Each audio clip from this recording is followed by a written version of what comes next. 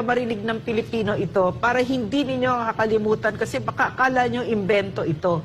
No, nung kami ay nakaupo dyan at kakain kami at uupo kami kasama si President Duterte, sasabihin niya ganito, yan lang yung ulam natin. Meron tayong piniritong isda, may miswa tayo, meron tayong, iniisa-isa niya, meron tayong prutas, may dessert, may kanin.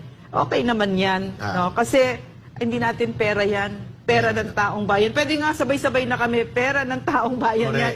Every day that we ate with him like that, it was really like that. He really lived it. It was so quiet. And let me tell you the difference. When I went back to Malacanang, under this president, I was so shocked at what I saw. There was a buffet spread with steak and lobsters in the middle of the day.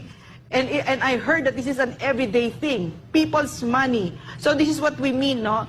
Kailangan hindi tayo papayag sa ganito. Kailangan meron tayong isang gobyerno na nahihiya sa taong bayan. Na maliwanag sa kanila. Katulad ng sinabi ni Eric, hindi ninyo pera yan, Martin Romualdez, pera ng taong bayan yan. Akala ko ikaw ay akin. Totoo sa akin.